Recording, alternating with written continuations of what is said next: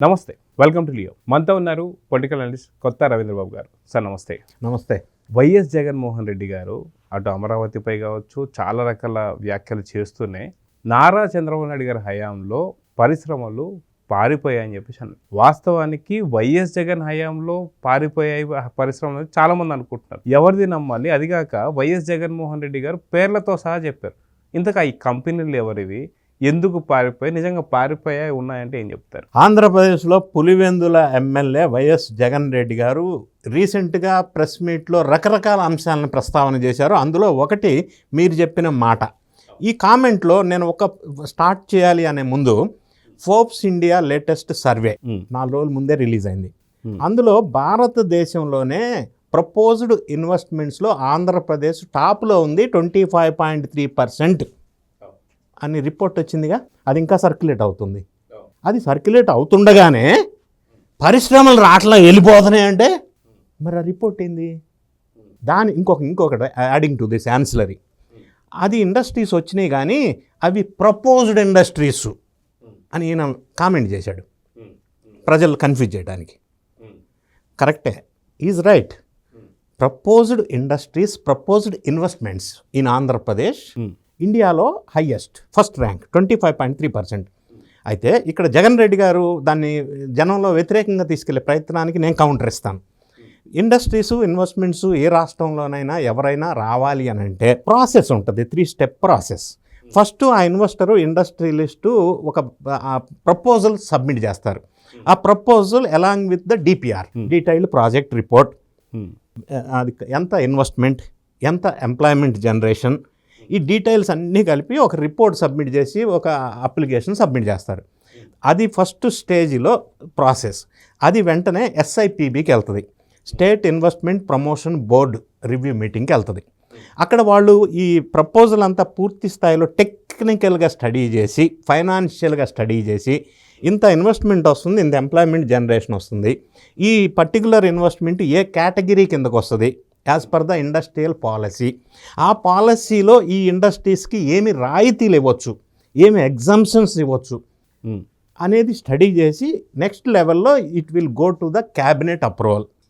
Cabinet దీన్ని మళ్ళీ పరిశీలించిన తర్వాత ఆ ఎగ్జంప్షన్స్, రాయితీలు రివ్యూ చేసి యాజ్ పర్ ద అప్లికబిలిటీ దాన్ని ఓకే చేసిన తర్వాత అప్పుడు గవర్నమెంట్ ఆఫీస్ నుంచి అప్రూవల్ వెళ్తుంది సదరు ఇన్వెస్టర్కి. అప్పుడు వాళ్ళు అలాట్మెంట్ అయిపోద్ది, స్టార్ట్ చేసుకుంటారు, శంకుస్థాపన, ఓపెనింగ్. ఇది ప్రాసెస్. సో ఫస్ట్ స్టెప్ అనేది ప్రపోజ్డ్ ఇన్వెస్ట్మెంటే ఉంటుంది. అది టాప్ ఉంది ఆంధ్రాలో. అది ల్యాండ్ అయ్యి గ్రౌండ్ అయిన తర్వాత నెక్స్ట్ మళ్ళీ టాప్ అవుతుంది. సో ఇప్పుడు ఎన్డీఏ ప్రభుత్వం వాళ్ళు టార్గెట్ ఏంటంటే 25.3% నెక్స్ట్ ఇయర్కి 50% అవ్వాలని ఒకటి.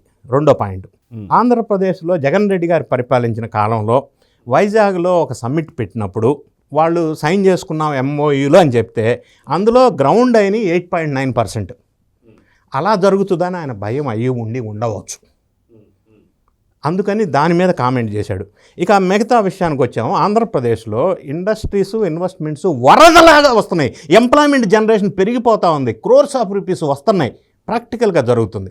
ఇంకొక పాయింట్ నేను చెప్తా. ఈ హ్యావింగ్ సెడ్ దిస్, ఒక ఎగ్జాంపులే చెప్తా సింపుల్గా అర్థమయ్యే భాషలో. SIPB అని దా ప్రస్తావించా. అంటే ఎన్ని SIPBలు పెడితే అన్ని నంబర్ ఆఫ్ ఇండస్ట్రీస్కి అప్రూవల్ వెళ్ళినట్టు కదా. ఇప్పటి వరకు 244 SIPBల్లో అప్రూవల్ జరిగినాయి ఇండస్ట్రీస్కి. ఇప్పటి వరకు 1.5 ఇయర్లో ఎన్డీఏ ప్రభుత్వం వారు నిన్న 2 days బ్యాక్ జరిగిన SIPB 14th.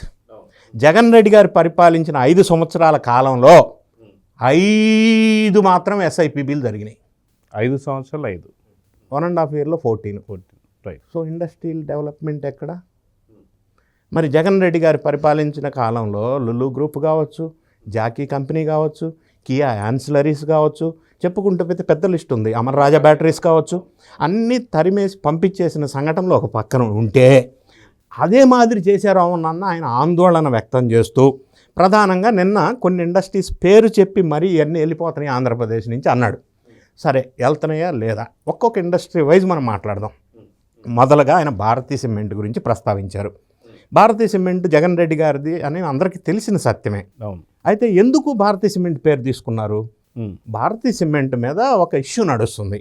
Bharati cement is acquired from Raghuram cement. Rajasekhara Reddy గారు ముఖ్యమంత్రిగా ఉన్నప్పుడు 2009లో రఘురామ్ సిమెంట్ని భారతీ సిమెంట్ ఎక్వైర్ చేసింది, అంటే చేసుకోవాల్సి వచ్చింది కిట్కో ప్రోలో భాగంగా. సరే, అది ఓకే, ప్రాసెస్ ప్రకారం ఎక్వైర్ అయింది. ఎక్వైర్ అయితే ఏదైనా సిమెంట్ ఫ్యాక్టరీ ఇంకొక ఫ్యాక్టరీకి ఆటోమేటిక్గా మైన్స్ ట్రాన్స్ఫర్ అవ్వవు.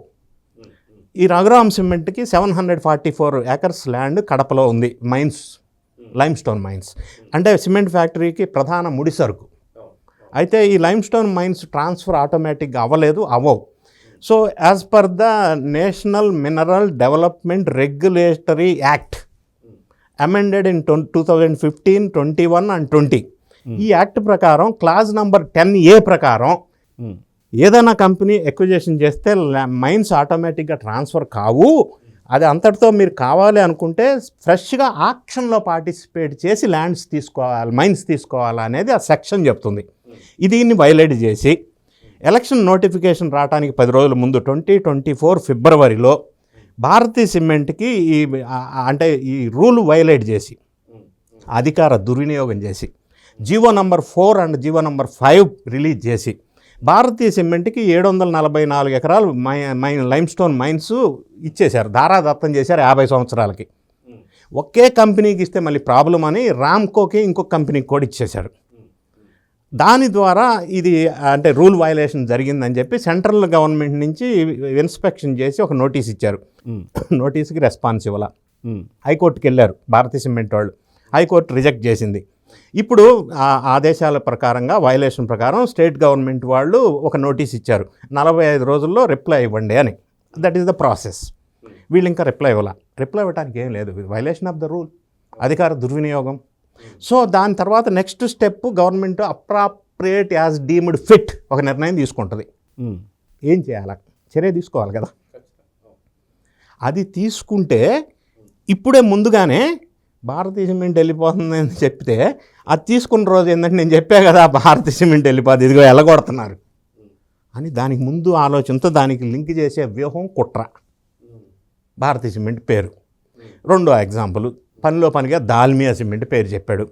దాల్మియా సిమెంట్ అనేది జగన్ రెడ్డి గారి బినామీ అని కొంతమంది అంటారు, నంబర్ 1. నంబర్ 2, జగన్ రెడ్డి గారి అక్రమాస్తులు కేసులో ఈ 78 కంపెనీల నుంచి ఈయన కిట్కో ప్రో ద్వారా డబ్బు సంపాదించాడు అనేది ఒక అలిగేషన్. ఆ 78 కంపెనీల్లో దాల్మియా కంపెనీ ఒక కంపెనీ. అయితే ఇప్పుడు దాల్మియా కంపెనీ విషయానికి వద్దాం. సరే, అది అయిందా కాదా అనేది పక్కన పెడదాం. దాల్మియా కంపెనీ వెళ్ళిపోతుంది అన్నాడు కదా. నేనేమంటానంటే, నేను రికార్డ్స్, డాక్యుమెంట్స్ చెక్ చేశాను. వాళ్ళు ఎక్స్పాన్షన్ చేసుకోవడానికి 2700 crores ఇన్వెస్ట్మెంట్ చేసి ఎక్స్పాన్షన్కి వెళ్తామని చెప్పి గవర్నమెంట్కి అప్లికేషన్ పెట్టుకున్నారు. గవర్నమెంట్ జనవరి 3వ తారీఖు అప్రూవల్ ఇచ్చింది. ఎక్స్పాన్షన్కి వెళ్తామంటున్నారు 2700 కోట్లు, ఈయన వెళ్ళిపోతుంది అంటాడు. ఇది ఎక్కడ చూద్దాం, ఏది నిజం? ఇంకొక కంపెనీ పేరు చెప్పాడు పనిలో పనిగా, రామ్కో సిమెంట్స్. ఓకే, ఈయన బినామే కాదా పక్కన పెడదాం.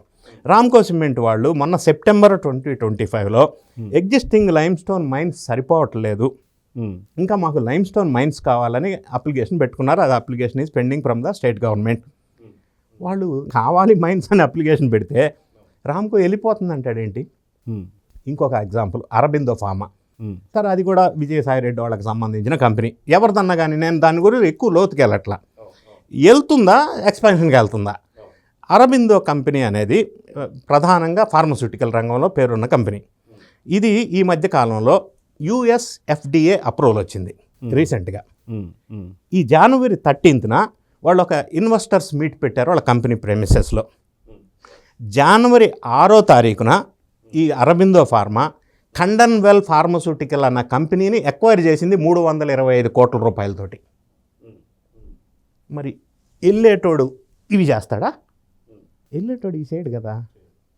ఇంకొక కంపెనీ ప్రస్తావన, షిరిడి సాయి ఎలక్ట్రికల్స్ మీద అది ఎవరిది? నర్రెడ్డి విశ్వేశ్వర రెడ్డి. సరే, అవినాష్ రెడ్డి బంధువా, జగన్ రెడ్డి బంధువా, అది కూడా నేను దాని జోలు వెళ్ళట్లా.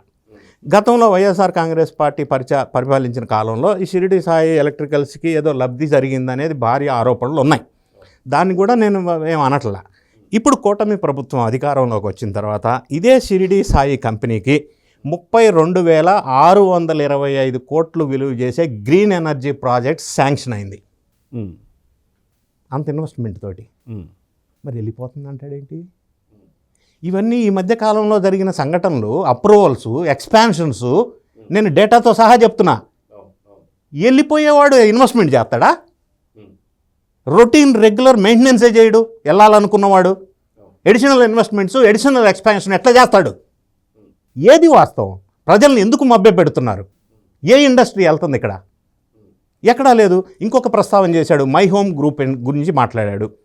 రామేశ్వరరావు గారు, TV9 సంస్థ వాళ్ళదే, కేసీఆర్ గారి బంధువు కాబట్టి జగన్ రెడ్డి గారికి కూడా బంధువు అని చెప్పవచ్చు.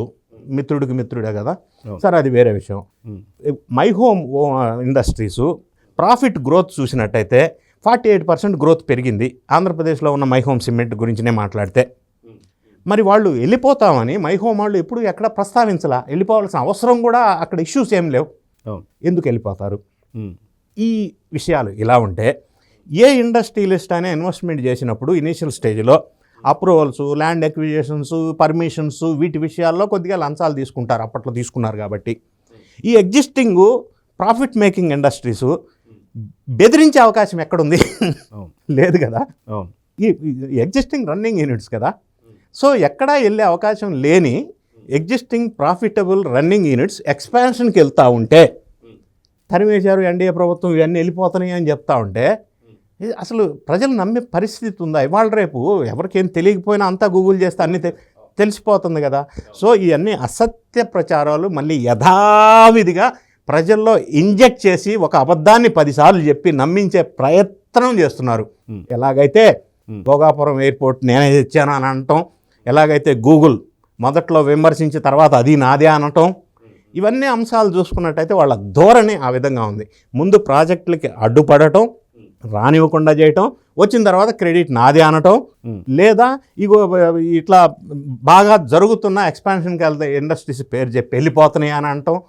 ఎలా నమ్మగలరు ప్రజలు? దాంట్లో ఇంకొక పాయింట్ కూడా చెప్పాడు, కప్పం కట్టించుకుంటున్నారు, కప్పం కట్టకపోతే వెళ్ళగొడుతున్నారు. నిజంగా ఇందాక మీరు అన్నట్టు వాళ్ళకి సంబంధించినటువంటి ఒక బినామీలుగా కప్పం కట్టేటప్పుడు నిజంగా వాళ్ళ దగ్గర ఆధారాలు ఉంటాయిగా, లేదంటే ఇంకేదైనా ఉంటాయిగా. కప్ప నిజంగా కట్టించుకుంటున్నారంటారా? అంటే ఒక సూటి ప్రశ్న, లీగల్గా అక్కర్లా లాజికల్గా అడుగుతా. ఇండస్ట్రీస్, ఎగ్జిస్టింగ్ ఇండస్ట్రీ ఒకటి ఉందనుకున్నాం. ఆ ఇండస్ట్రీని కప్పం కట్టాలి అని ఒక ప్రభుత్వం వేధిస్తూ ఉంటే వాళ్ళు ఎక్స్పాన్షన్కి కానీ ఫర్దర్ ఇన్వెస్ట్మెంట్స్కి కానీ వెళ్తారా? వెళ్ళరు. ఇంకొక ఎగ్జాంపుల్ చెప్తా. కియా మోటార్స్ భారీ సంస్థ ఉంది, చంద్రబాబు నాయుడు గారి సృష్టి, ఆయన తీసుకొచ్చారు కాబట్టి ఆ ప్రాంతానికి. ఇప్పుడు కూడా ఆ రోడ్లో వెళ్తుంటే అది చూస్తే మనకు ఎంత అద్భుతంగా అనిపిస్తుంది. సో కియా మోటార్స్ వాళ్ళు జగన్ రెడ్డి గారి ప్రభుత్వంలో దానికి యాన్సిలరీ యూనిట్స్ అన్నీ అక్కడ రావడానికి ప్రయత్నం చేస్తే, ఇప్పుడు మీరు అన్నారే కప్పం కట్టాలని, ఆ కప్పం కట్టాలి అని గోరంట్ల మాధవ్ అనే వ్యక్తి అక్కడ రచ్చ చేశాడు. అది అందరికీ తెలిసిన విషయం, ఓపెనే. సో వాళ్ళు ఈ బాధ తట్టుకోలేక యాన్సిలరీ యూనిట్స్ వద్దు, ఏమొద్దురా బాబు, ఉన్నదేదో నడవని, ఎక్స్పాన్షన్ వద్దు, ఏమొద్దని అవన్నీ చెన్నైకి బెంగళూరుకి తీసుకెళ్ళిన మాట వాస్తవం కాదా? అది కదా కప్పం కట్టమని బెదిరించటం అంటే. ఎక్స్పాన్షన్కి వెళ్తూ ఇన్వెస్ట్మెంట్ చేస్తూ ఉంటే కప్పం కట్టడం ఎట్లా అవుతుంది? రెండు అర్థం లేని మాటలు కదా. సో ఇవన్నీ బేస్లెస్ అలిగేషన్స్. అవగాహన లేక మాట్లాడాడు అని అనలేను, కానీ ఒక భారతీయ సిమెంట్ విషయంలో మాత్రం వ్యూహాత్మకంగా రేపటి రోజు నోటీస్ వస్తే నేను చెప్పే కదా ఎల్లగొడుతున్నారని లింకప్ చేయడం కోసం అవి ఉండి ఉండవచ్చు.